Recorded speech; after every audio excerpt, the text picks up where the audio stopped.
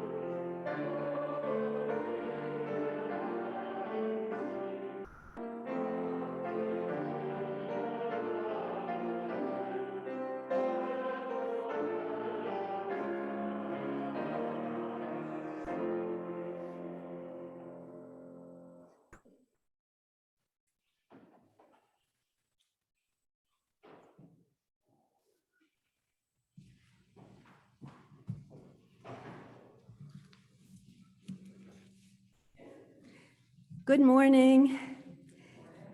Welcome to First Parish in Milton. My name is Penny Partridge and I am a member of our worship committee. We are so glad that you have chosen to be here with us this morning or to join us virtually. However your journey, whatever your heritage, and whomever you love, you are welcome here. Your presence here on Sunday morning enriches worship for everyone. This sanctuary is made holy by your presence. If you are joining us for the first time, a special welcome. You will find information about First Parish in your pew. One of the greeters or I would be happy to answer any questions you might have. And any of us would be happy to walk with you to the social hour after this service and answer any of your questions. The work of living our faith is done both in and out of worship. So I call your attention to the printed announcements that came with your order of worship. Please take a look. In particular, there are 3 items that we want to highlight today. There will be a table set up during social hour to collect items and financial contributions for the care packages being sent to our college-aged youth. Please stop by and help us remind the youth that they remain cherished members of our community, wherever they are. Social hour hosts, ushers, and greeters are needed now that our services are back in person. Check out the weekly link for the sign-up list. Interested in leading a summer service? If you feel moved and inspired by this service, consider organizing your own on a summer Sunday. Contact me, Penny Partridge, or Katie Vay. What lessons would you like to share with this community?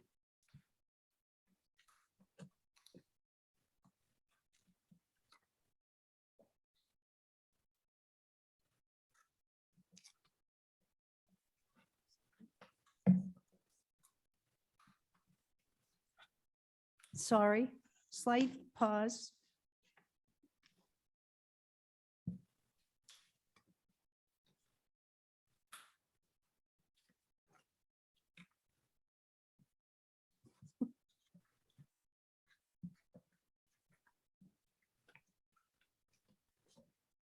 Oh dear.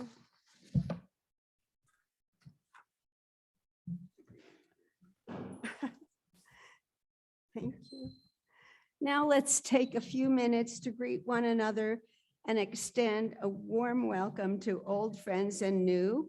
Of course, we need to be COVID safe, so please stay in your seats and greet your friends as enthusiastically as you like, but stay where you are. And if you're joining us on Zoom, please show your face and go to gallery view so you can say hello to the others zooming in.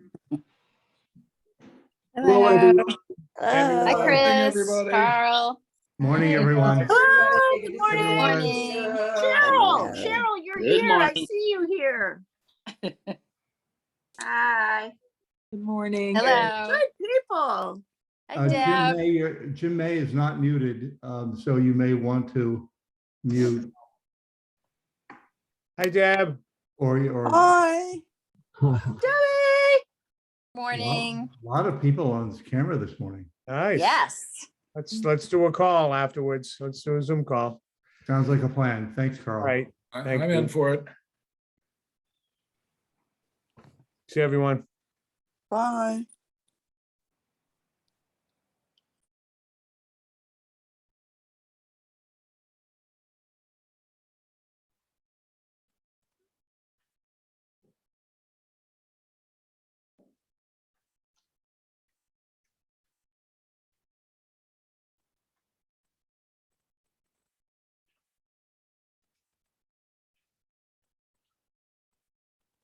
And now for our chalice lighting. You tell me to live each day as if it were my last.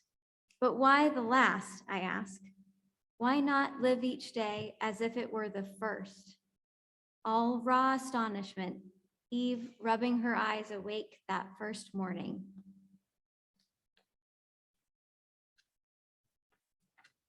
And now join me in our call to worship. Come, let us gather. We gather to celebrate the sacred within and among us. We come to seek spiritual growth and understanding. We strive to practice acceptance, forgiveness, and love. Together, we work to build a world with justice and compassion. Come, let us gather together.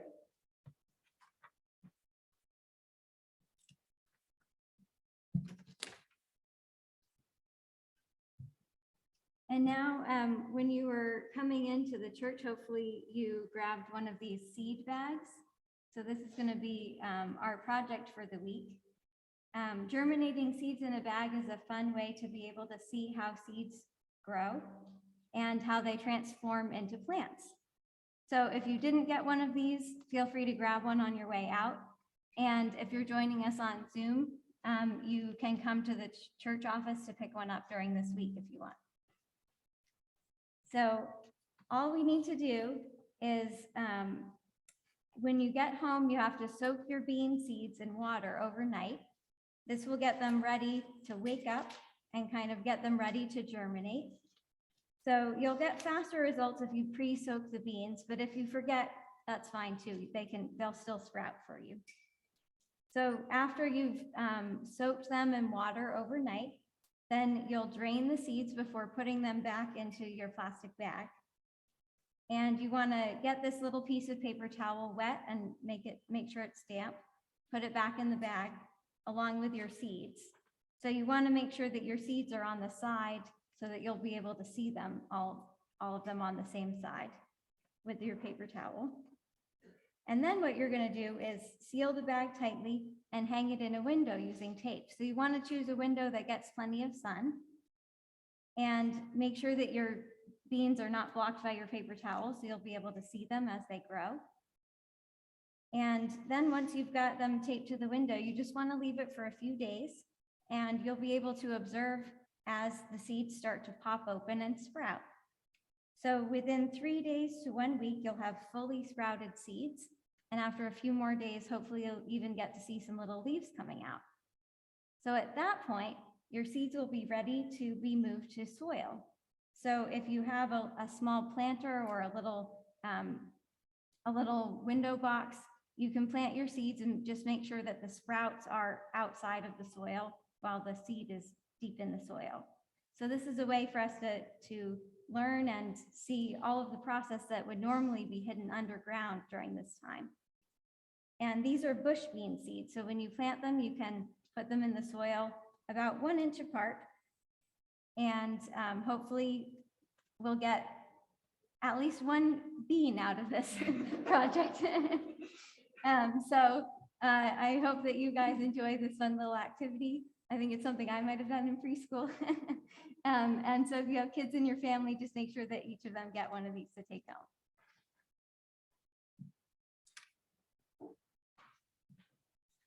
And now we're gonna sing the children out to religious exploration.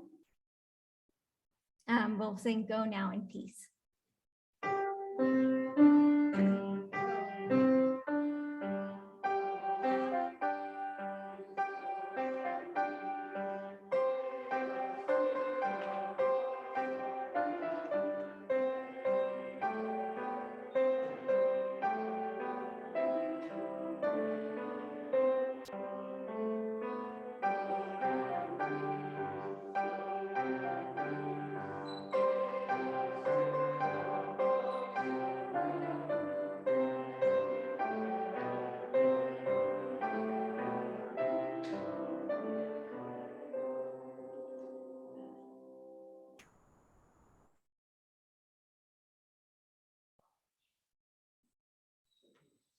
Have a time of stillness.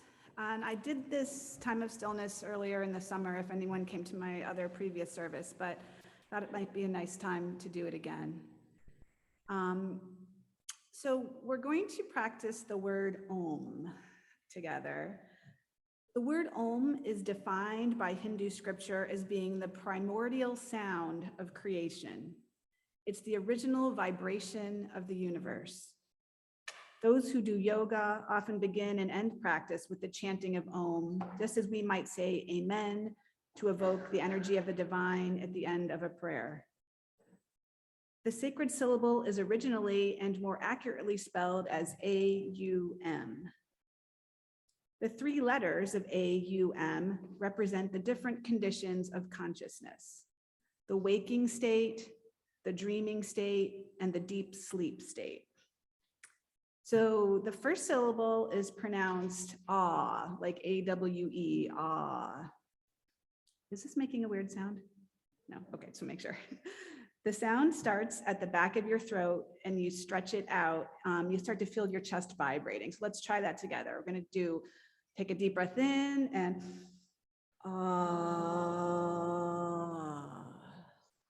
Okay, And the second syllable is you, and it's pronounced as ooh. So it's like rolling forward into the upper part of your palate. So you feel your throat vibrate. So let's try this. We're gonna do ah, ooh. Okay, ready?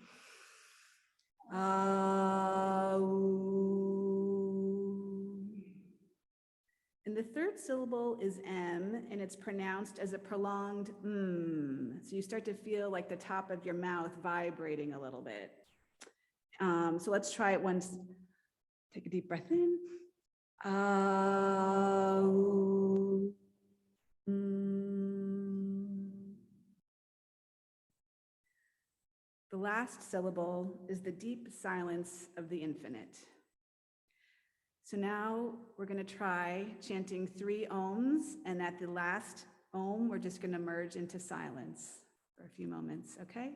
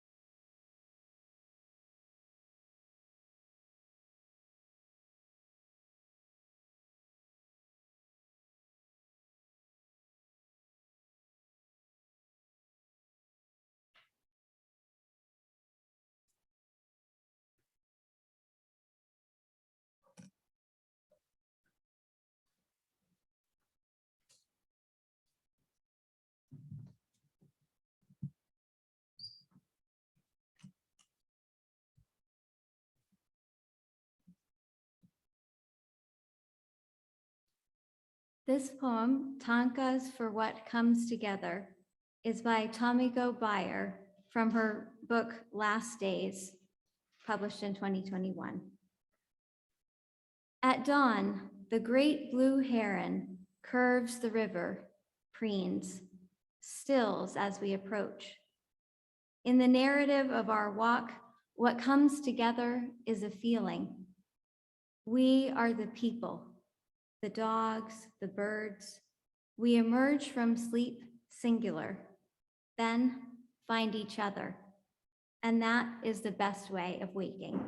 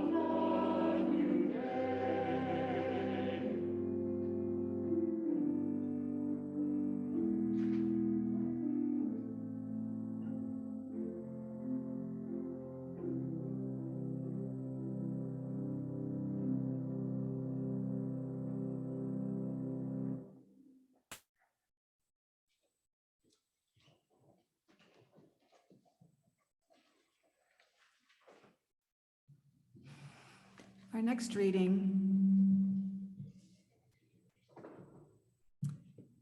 Our next reading is also a poem from Tamiko Bayer. We are shining in the streets and in our homes, our bodies on fire in grief and rage. We are seeds bursting open in fire. We are soaked through to the bone in grief, breathing in grief with every gulp of air. We are soaked through to the bone in rage, breathing in rage with every gulp of air. We move toward each other, hands out and some distance away. We search for how to collapse the distance. We collapse the distance, some of us. Some of us are fighting to remember the ancestral knowledge we carry in our bodies, all of us.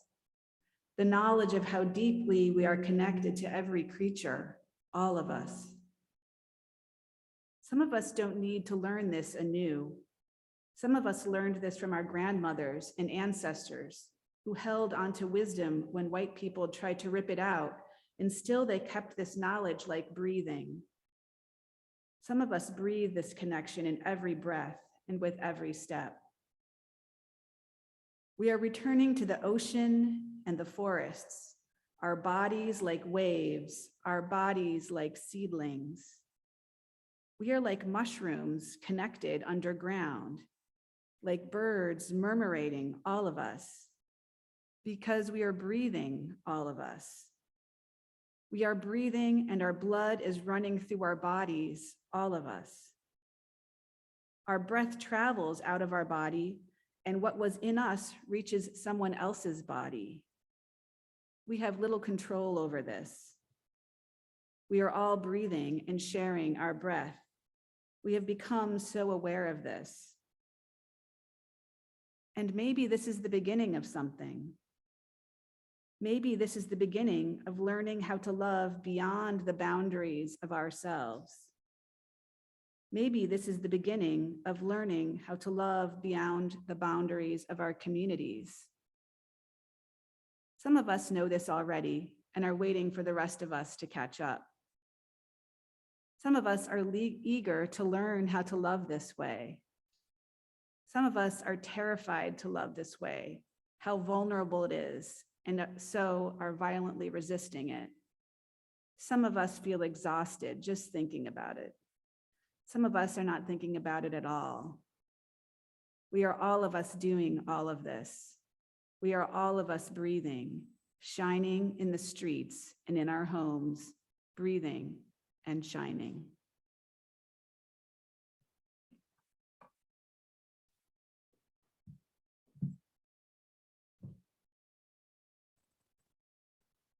This time of year, I start randomly bursting into songs from the Secret Garden.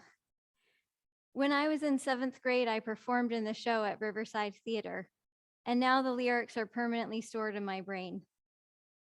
The warming weather brings these words to mind from the opening number.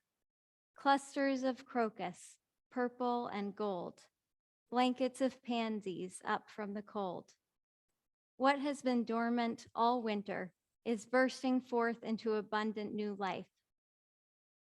When the long, frigid nights seem endless, I try to remind myself of the day in early spring when the first crocuses pop their heads out of the cold, hard ground, when my heart is lifted in delight. I am feeling hopeful this season. I am appreciating the bright sunny days and later sunsets and feel I am returning to the world after a season of illness and isolation. Tamiko Bayer's poem you just heard, We Are Bodies, in Bodies We Are Stars, was written during the pandemic and brings up memories of 2020 when the world was suddenly changed. I was encouraged by the inventive ways we found to come together despite the lockdown. That spring, I participated in a car parade for a little girl's birthday here in Milton. People decorated their cars with streamers and balloons, honking their horns and shouting their best wishes, The girl and her family stood out on a hillside in front of their house and waved at the parade as the cars drove slowly by. It was a joyful reminder of how we could still show up for one another, of how limitation breeds ingenuity and creativity. I organized video calls with some of my neighbors that I used to babysit. The kids and I would bake together on Zoom, sharing a recipe and connected by the smells and tastes of baked goods that we created in our separate kitchens, in our separate homes. We would bring our finished projects outside to eat together from a distance. Maybe this is the beginning of learning how to love beyond the boundaries of ourselves. Even though we were physically separated from one another, our hearts were still connected. We were connected in our fear and uncertainty, but also in our compassion and resilience. In some ways, we were more together than we'd ever been, each of us experiencing our first global pandemic, which affected every aspect of our lives. We are shining in the streets, writes Tomiko Bayer, and I am brought back to the summer of 2020 after George Floyd was brutally murdered. For many white people, this was a wake-up call, a realization that change was urgently needed. I participated in a couple of the Stand Out Against Racism events along Blue Hills Parkway, which I know many First Parish members attended and organized. The most moving part for me was when people began kneeling in waves, the crowd moving from standing to kneeling on the hard ground to represent the final moments of George Floyd's life, the movement rippling down the street. As I watched the wave until it was my turn to kneel, I had chills, feeling such a mix of grief and gratitude in that moment. The joy and relief of seeing people in person instead of as pixelated faces on a screen, mixed with the heaviness of the day. I was glad to see our community come out for the event, but devastated that it was and still is necessary to declare that Black Lives Matter. I thought about all the people throughout our state and across the country and around the world who were attending similar marches and rallies in solidarity for racial justice, feeling like we were a part of something big. As the activist and author Andre Henry says, it doesn't have to be this way. In the past 7 years, I've been involved with activism and social justice, grounded in the belief that a better world is possible, that we all have the power to bring about change. I see this work as cyclical. I've moved through seasons of more internal work, more rest and renewal, studying and learning, and more external work, living out my values by taking action. I have been learning when to speak and when to keep silent. I'm not keeping silent in complacency, allowing injustice to continue unchecked, but recognize that my voice is not always the one that needs to be heard, that I should be passing the mic instead of speaking up for the voiceless. I am trying to center people who have been marginalized, and sometimes that means showing up in support, but not speaking. Being an ally requires humility and curiosity, a willingness to learn and grow and change, and a decision to keep an open heart and open mind. One of my favorite quotes is attributed to Rabbi Abraham Joshua Heschel, who attended the Voting Rights March from Selma to Montgomery with Dr. Martin Luther King in 1965. When asked, "Did you find time to pray?" he answered, "I prayed with my feet." I can't always pray with my feet, but I do pray with my hands, my voice, and my mind. For me, that looks like knitting hats for the babies of asylum seekers, calling my representatives, baking dessert for the unhoused, writing voter letters, sending books to people in prison, and attending the occasional rally. For everyone, this will look different, as we all have different talents, interests, and abilities, different demands on our time and energy. Maybe this is the beginning of learning how to love beyond the boundaries of our communities. I am hopeful that we will usher in a new season of justice and equity, which looks as different from the old season as winter looks from spring. A new season of us caring for the earth and for each other, for those in our own communities and those outside our communities, those we know and those we will never meet, those who are familiar to us and those who look and pray and think differently than us, recognizing our shared humanity and shared life here on this planet. Let this bursting forth of new life in spring, new possibility, remind us of the lessons of the pandemic. Let this new season remind us of our connection to each other and to the interconnected web of all existence.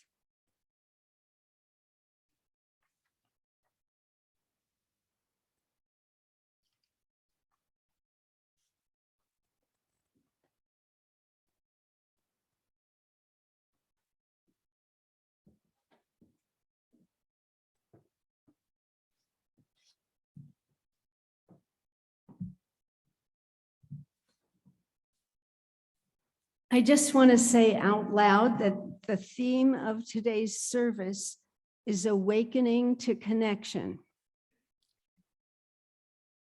This reading is a poem by David White. It's called Everything is Waiting for You, after Derek Mahan. Your great mistake is to act the drama as if you were alone, as if life were a progressive and cunning crime with no witness to the tiny hidden transgressions.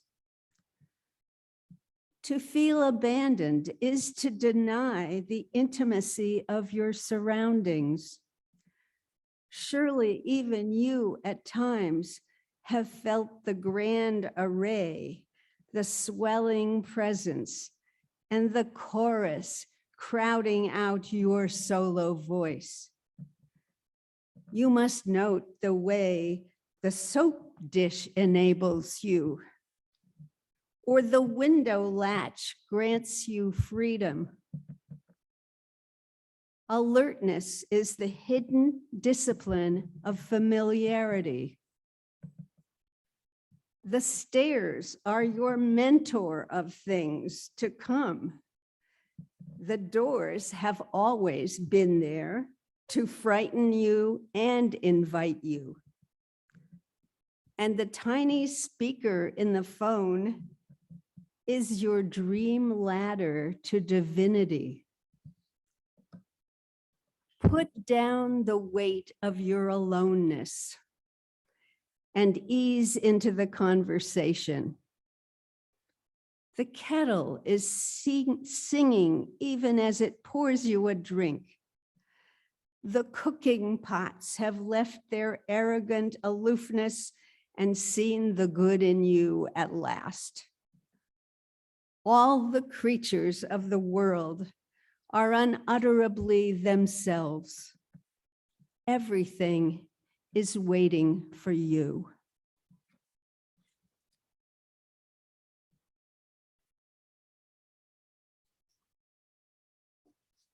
Thank you, Penny. A few weeks ago, I was in a fender bender. I was not at fault, I swear, but there was a small dispute about this initially between the other driver and me. We got out our paperwork and he passed me his license to photograph. I looked down and saw that his name was Max, the same as my son. Immediately, a fondness that I associate with that name came over me. Connection, heart opening. I started to see more of him, a young man on his way to work, just trying to get through the day the same as I was. In the end, he apologized for hitting me and we went our separate ways. When I think about connection, I think about some of my most challenging days at work as a family doctor. I'm sitting in the office with a patient with a multitude of complaints. The hands hurt, the knees hurt. There are vague headaches and stomach upset. It's the doctora moment. It can be hard not to let my fatigue and overwhelm smother our interaction. I can't solve all the problems in that one visit. Sometimes that's when I whisper in my head a little mantra, only connect. Tell me about your family, I'll say. How's your grandson doing? I know you were having your struggles the last time we met. Often then the heartache will pour out, which might be the cause of some of the pain. I'm not solving it in that minute, but the action of showing care and concern in the moment is therapeutic in and of itself. My patients frequently will ask me about my own family. We're growing older together and they want to know how I'm doing as well. In those moments of sharing, my heart gets bigger and my sense of scarcity of time or capacity shrinks. The connection we share through our stories builds our relationship and mutual trust. I can then say, I'm not sure what's going on, but we'll work through it together. There's a story told by the Trappist monk Thomas Merton in his book, Conjectures of a Guilty Bystander, of a revelation he had one day while out doing errands. He wrote, in Louisville, at the corner of 4th and Walnut, in the center of the shopping district, I was suddenly overwhelmed with the realization that I loved all those people, that they were mine and I theirs, that we could not be alien to one another, even though we were total strangers. It was like waking from a dream of separateness. This sense of liberation from an illusory difference was such a relief and such a joy to me that I almost laughed out loud. As if the sorrows and stupidities of the human condition could overwhelm me now that I realize what we all are. And if only everybody could realize this, but it cannot be explained.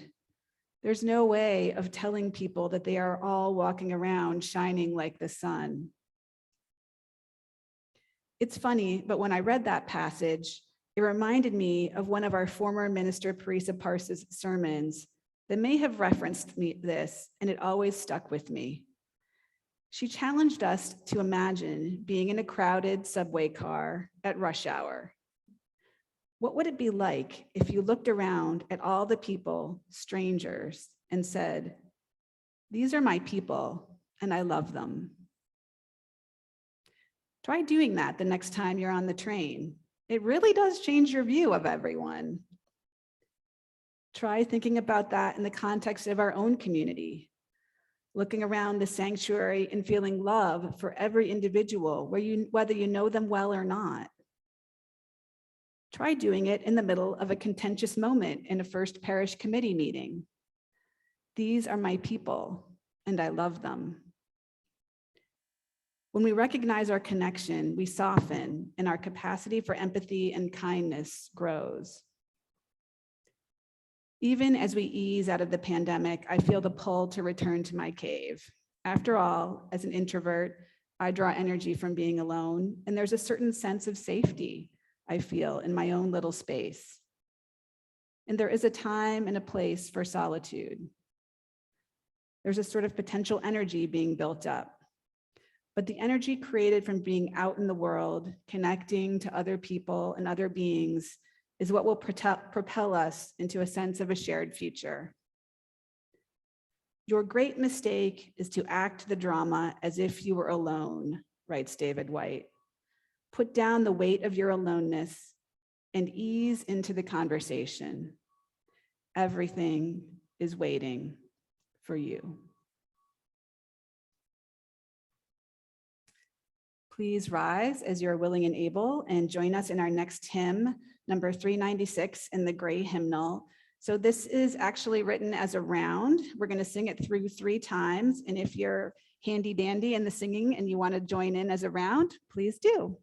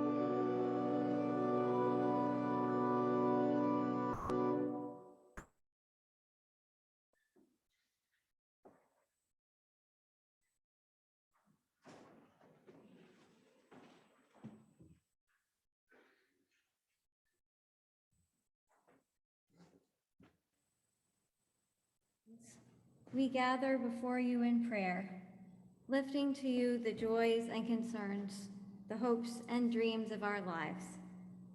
Bless, we pray, this gathering of our community, that we may grow and flourish in love and grace, that we may find fulfillment and meaning in our lives.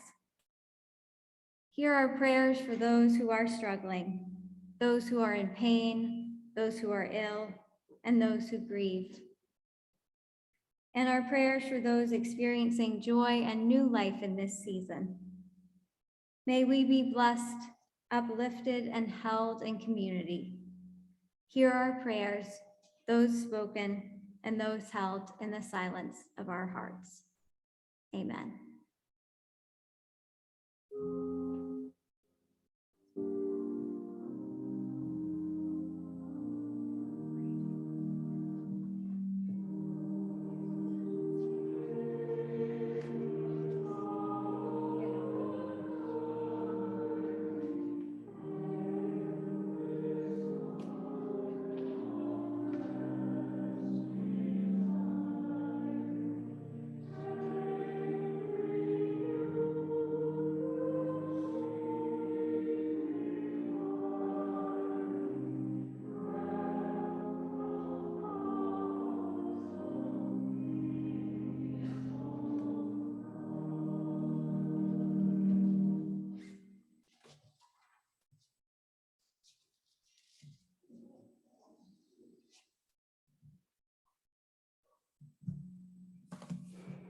This is not in your program. Before the offering, I'm going to give you an somewhat impromptu faith reflection. It's a short poem that I wrote yesterday, not to read to you here, but it turned out to have something to do with the theme of this service. It's called Blessings of My Knee Surgery. It's all about my knee, but also not.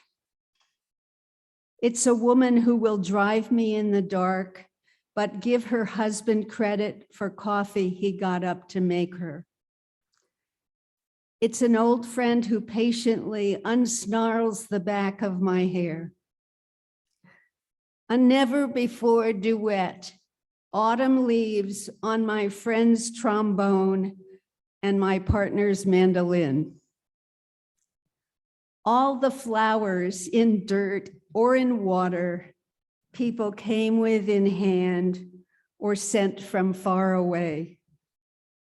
All the food people brought us, the library books returned. It's the wishes that came by card, phone, email, visit. I feel all of this much more than I feel my new knee.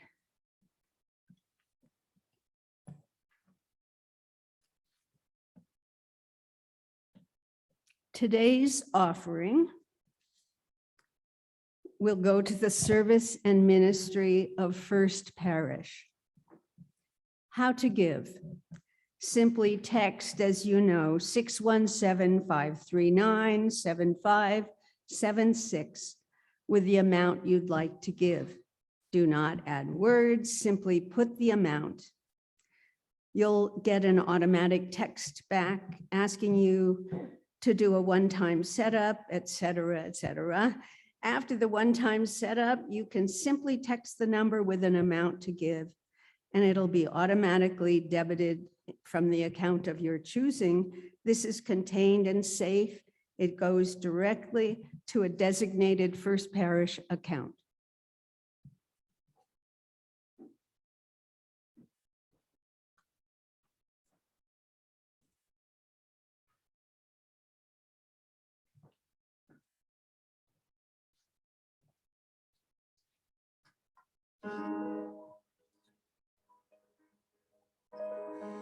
Let beauty awake in the morn from beautiful dreams. Beauty awake from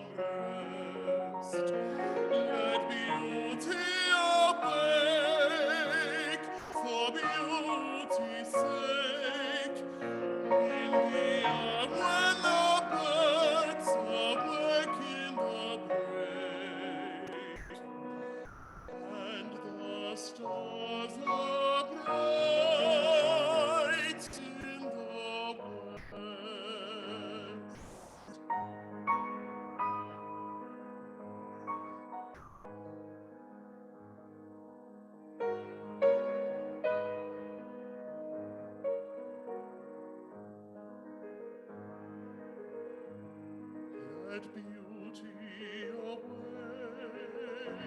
in the eve from the slumber of day, awake in the crimson eve. In the days just gained, when the shades ascend, let's awake to the kiss of a tender friend, to render again and receive.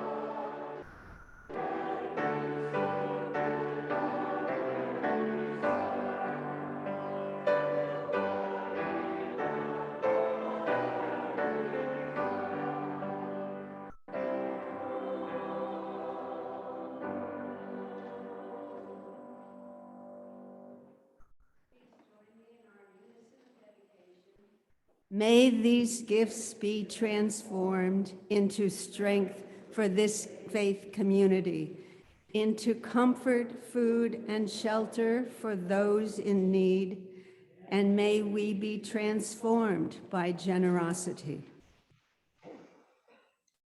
The closing hymn is 1064 in the blue hymnal, Blue Boat Home.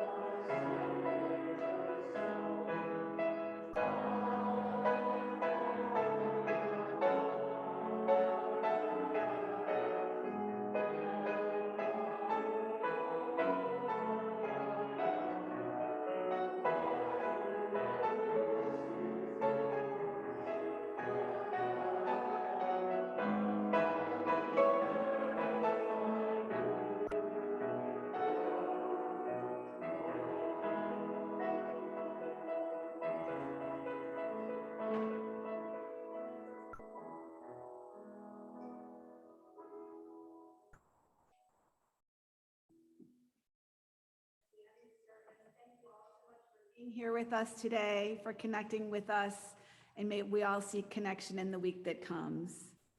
Our benediction of the month: may the light of each dawn awaken wonder within you and stir new appreciation for our capacity for sacred connection. Have a good week.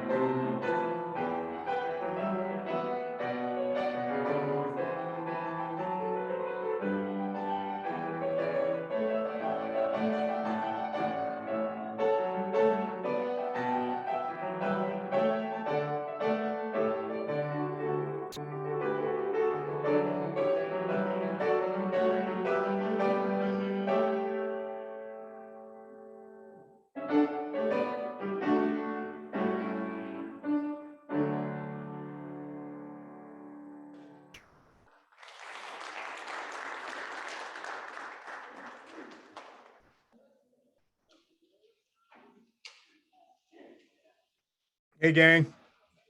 Howdy. Hi, everyone. Hey, I'm